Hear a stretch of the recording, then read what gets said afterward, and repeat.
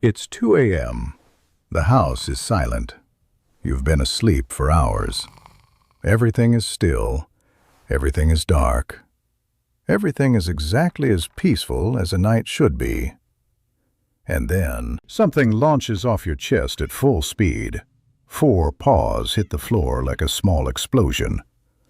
There's a sound, somewhere between a gallop and a controlled crash, as something tears through the hallway at what sounds like genuinely dangerous velocity. A thud from the living room, a skid across the kitchen floor. Silence for exactly 3 seconds. And then it starts again from the other direction. You lie there in the dark, staring at the ceiling, listening to what sounds like a full-grown cheetah doing laps around your apartment. Your cat weighs 11 pounds. You have no explanation for what is happening. Here's the thing. There is an explanation, a complete one, and it involves predator biology, sleep cycles, neurological energy management, and the fact that your cat is, at a cellular level, one of the most finely engineered hunting machines that evolution has ever produced. Living in your one-bedroom apartment, eating from a bowl, with absolutely nowhere to put all of that. Let's start at the beginning. Your cat is a crepuscular predator, not nocturnal. That's the first misconception worth clearing up.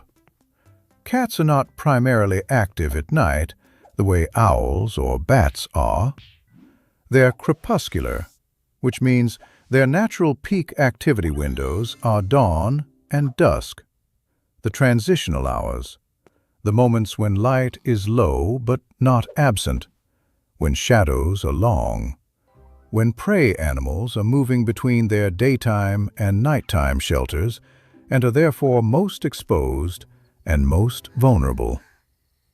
This is when the cat brain is designed to be fully operational, alert, focused, physically primed, neurologically lit up in a way that doesn't happen at any other time of day. The hunting instinct, the physical energy, the predator drive, all of it is calibrated to peak in those low-light, transitional hours. Thousands of years of evolution built this into the cat biological clock with extraordinary precision. And then, domestication happened. Your cat now lives inside, with electric lights that override natural light cycles, with a feeding schedule set by a human rather than by the presence of prey, with no actual hunting to do, ever, because the food appears in a bowl at the same time every day, regardless of what your cat does or doesn't do. The biological clock is still there, still running, still firing the same signals it always has, but the outlet those signals were designed for, the hunt, the chase, the kill, is gone.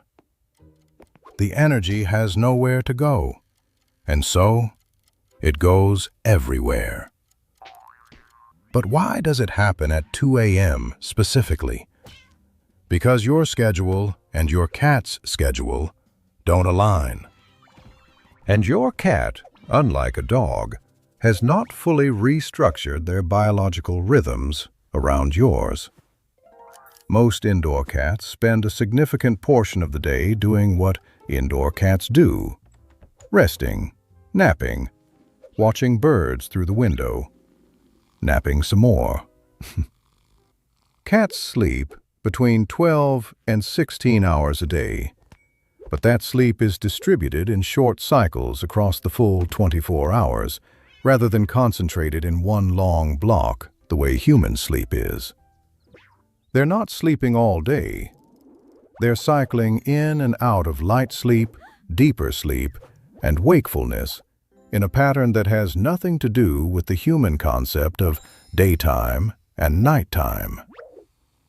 What this means practically is that by the time you go to bed, by the time your activity level drops, the house goes quiet, and the stimulation that kept your cat moderately engaged through the evening disappears, your cat may be entering one of their natural peak energy windows, the dusk to dark transition. The hours their biology designated for hunting. You're winding down, they're winding up, and the mismatch produces exactly what you experience at 2 a.m.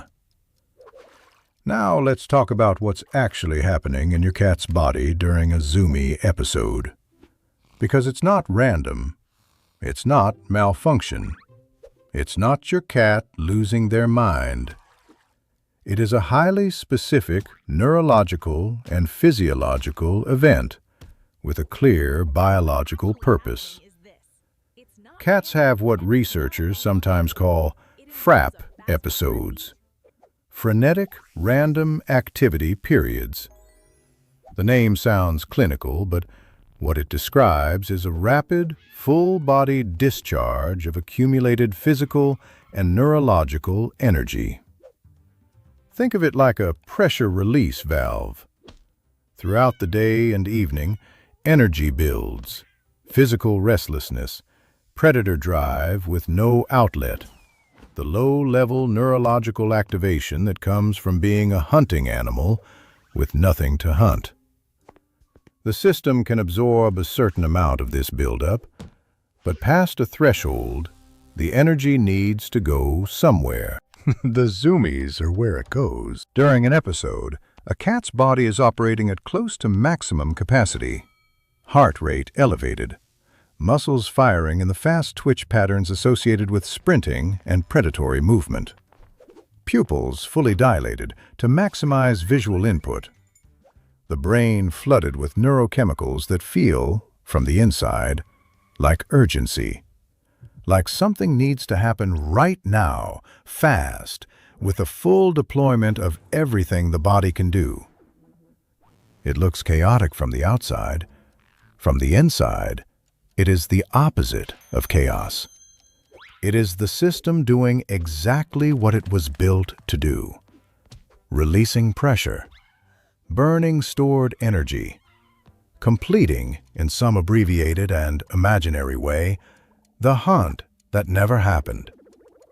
After a Zoomie episode, usually lasting anywhere from 30 seconds to a few minutes, most cats will stop as abruptly as they started. Find a spot, sit, wash their face. The system has discharged. The pressure valve has opened and closed. Everything is fine.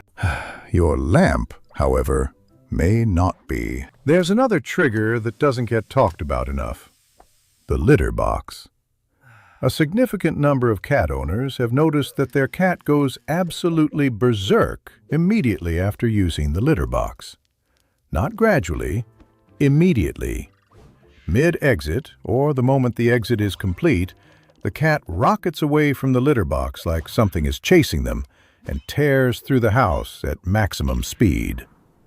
This has an explanation, and it is genuinely fascinating. The act of defecation activates the vagus nerve, a major nerve that runs through the torso and is involved in a wide range of bodily functions.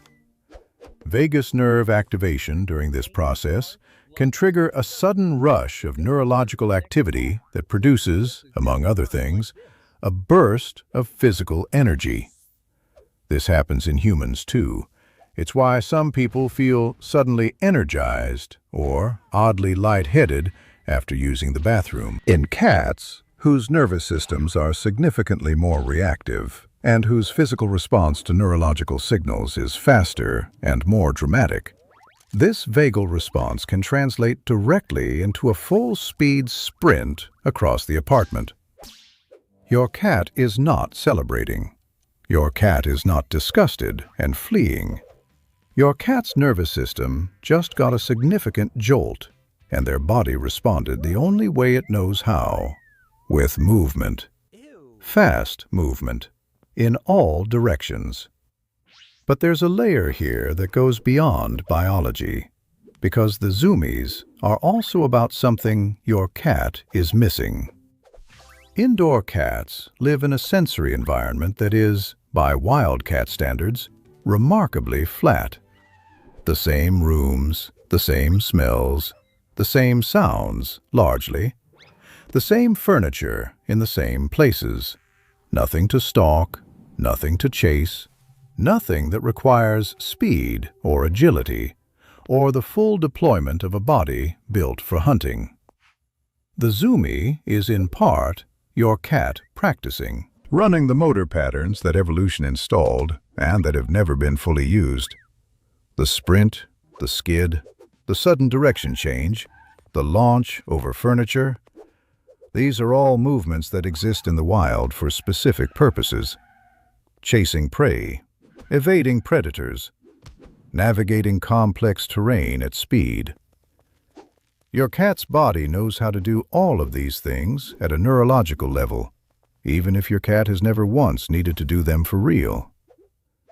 The midnight run through the apartment is your cat's body insisting on being what it is, a fast, agile, powerful predator, even if just for 3 minutes at 2 a.m., even if the prey is invisible and the terrain is a hardwood floor, and the only witness is you, lying in bed, increasingly awake.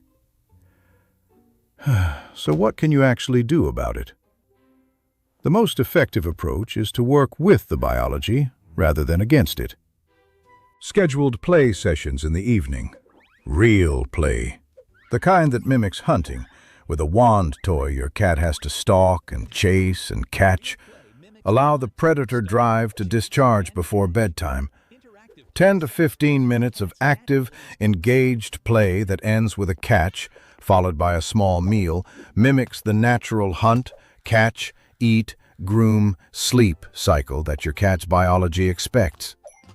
You are essentially running the sequence the system was built for, and when the sequence completes, the system settles.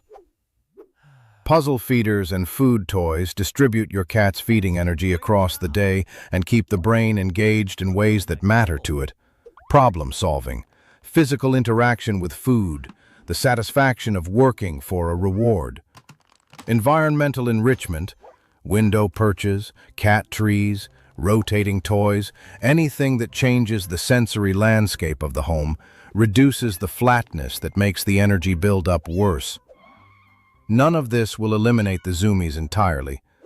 They are part of what your cat is. But reducing the frequency and intensity and shifting them earlier in the evening when you're still awake and can find it entertaining rather than disruptive is absolutely achievable. Because here's the reframe that changes everything about the midnight Zoomies. Your cat is not broken. Your cat is not poorly behaved.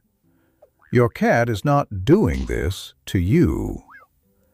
Your cat is an apex predator living in conditions their biology was never designed for, doing the best they can with the energy and instinct they were born with, finding the one outlet available to them in a world that has removed every natural outlet there was.